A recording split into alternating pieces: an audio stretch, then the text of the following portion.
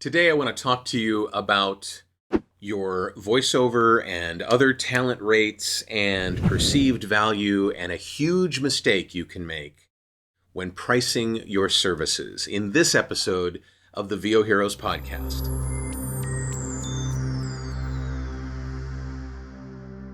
I'm a member of a mastermind group. I'm a member of several mastermind groups, but one of the mastermind groups that I'm a member of, I saw someone post the other day about an inspiration.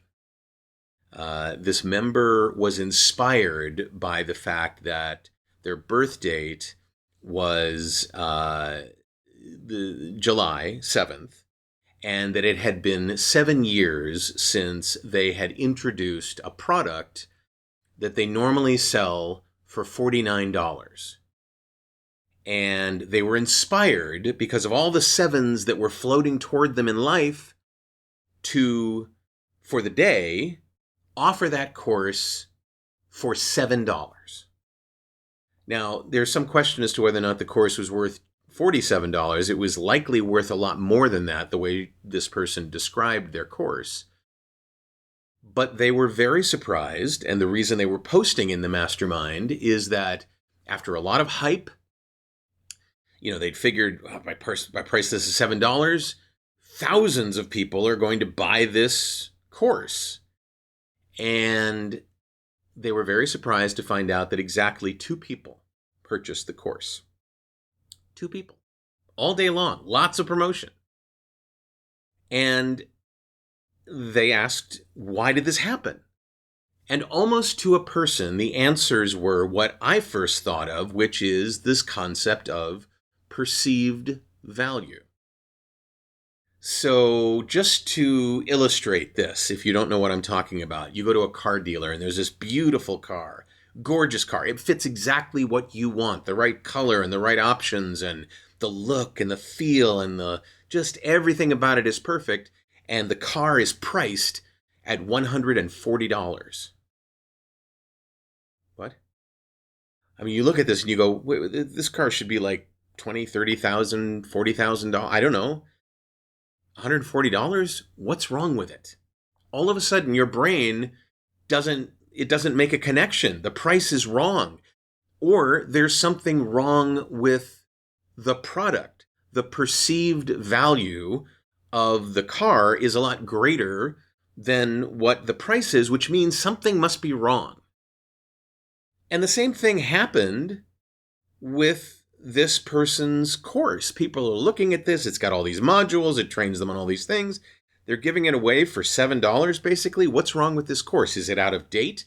Does it have bad information? What's wrong with this? And what I noticed was more than one person, and I was planning on typing it until I'd seen the stream of comments, said, if all these sevens were in your life, you should have priced the course at $777. You would have sold dozens, hundreds of them. Who knows? Because of this issue of perceived values. Now, how does this apply to us as performers? We are often asked to say, what are your rates? We're often asked to say, do you have a price list somewhere? Or we look at a project and we need to price it, and immediately our head goes, how do I price this so I get the gig? Do I price way undercut the market? My advice to you is charge what you're worth plus. Because there's going to be stuff you don't see coming. There's going to be pickups, and there's going to be changes in the copy, and there's going to be a failure of your computer. Who knows what's going to happen?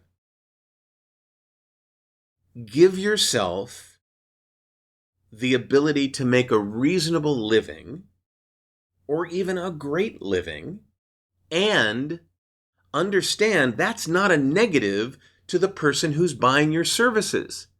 They're going to take a look, certainly they'll look at their budget, but they're going to take a look at what you're offering them, and they're going to take a look at the price, and they're going to see if it matches. They're going to see if the perceived value of what you're doing is relatively similar to the price that you're charging. Now, for an unsophisticated buyer, perceived value is a challenge because they don't understand what goes into what we do. And that's a conversation for another day.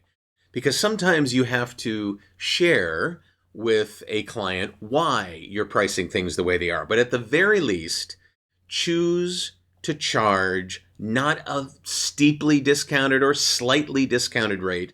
Maintain your price floor and remember the concept of perceived value. In fact, the higher the price, the higher the perceived value.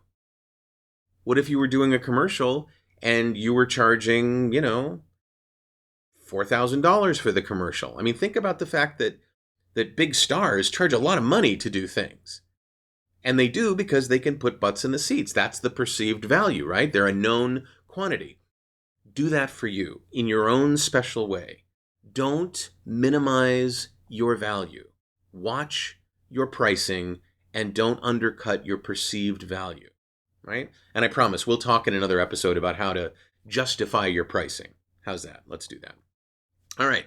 So if you have comments about this, if you have challenges around this, if there's something about your relationship with pricing that is an issue for you, please put it in the comments below. I would love for you to subscribe to the channel, hit the like button, be notified when the next episode comes out. You can click the notification bell for that or whatever your social channel is all about. Thank you for sharing what you find valuable in these podcast episodes with other performers that you know. I'm David H. Lawrence, the 17th. I thank you so much for watching and for listening, and I will see you in the next episode of the VOHeroes podcast.